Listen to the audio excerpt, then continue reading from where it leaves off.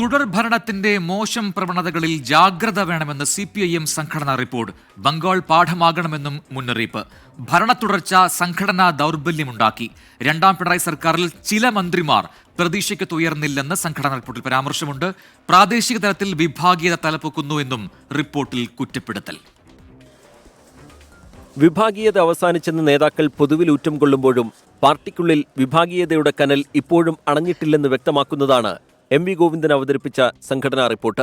പൊതുവിൽ വിഭാഗീയത അവസാനിച്ചെങ്കിലും അത്തരം സംസ്കാരത്തിന് അടിമപ്പെട്ടവർ ഇപ്പോഴുമുണ്ട്. ഇത് പരിഹരിക്കാൻ സംസ്ഥാന സെന്ററിൽ നിന്ന് നേതാക്കൾ ഇടപെട്ട് ജില്ലകളിലെ പരാതികൾ പരിശോധിക്കണം. വ്യക്തിക്കും സ്ഥാപിത താൽപര്യങ്ങൾക്കും പിന്നിൽ പാർട്ടിയെ കൊണ്ടുപോകാൻ കഴിയില്ല. ഇത്തരം ശ്രമങ്ങൾക്കെതിരെ നടപടി സ്വീകരിക്കുമെന്ന് റിപ്പോർട്ടിൽ ചൂണ്ടിക്കാട്ടുന്നു. ഭരണ തുടർച്ച ബംഗാളിലുണ്ടാക്കിയ തിരിച്ചടി കേരളത്തിൽ ആവർത്തിക്കരുത് എന്ന മുന്നറിയിപ്പുമുണ്ട്. പാർട്ടി അധികാര കേന്ദ്രമെന്ന തോന്നൽ ജനങ്ങളിൽ ഉണ്ടാക്കരുത്. തുടർഭരണം ജനങ്ങളെ ആകർഷിച്ചപ്പോൾ സംഘടനയും നേതാക്കളും ജനങ്ങളിൽ നിന്ന് അകന്നുവെന്നും സ്വയം വിമർശനമായി റിപ്പോർട്ടിൽ ചൂണ്ടിക്കാട്ടുന്നു.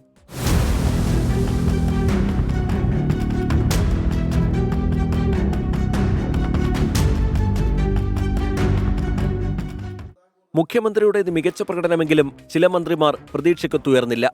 പ്രതിപക്ഷവും മാധ്യമങ്ങളും മുഖ്യമന്ത്രിയെ വളഞ്ഞിട്ടാക്രമിച്ചപ്പോൾ പ്രതിരോധിക്കാനും കഴിഞ്ഞില്ല.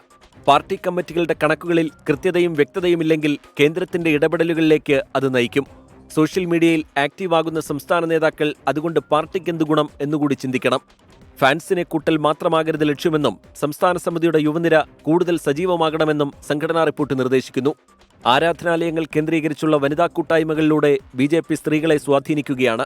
ഇത് പ്രതിരോധിക്കാൻ മഹിളാ അസോസിയേഷന് കഴിയണം. സംഘപരിവാറിന് പരവതാനി വിരിക്കുന്ന സമുദായ നേതൃത്വങ്ങളെ തുറന്നു കാട്ടണം.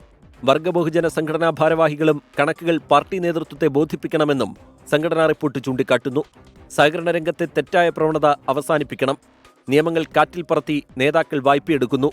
ഇങ്ങനെ എടുത്ത പണം അടിയന്തരമായി തിരിച്ചു നൽകണമെന്നും സംഘടനാ റിപ്പോർട്ടിൽ നിർദ്ദേശിക്കുന്നു.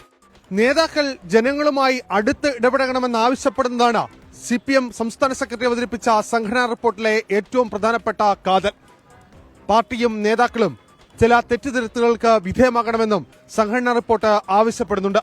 കൊല്ലത്തുനിന്ന് R. അരുൺ രാജ്, 24.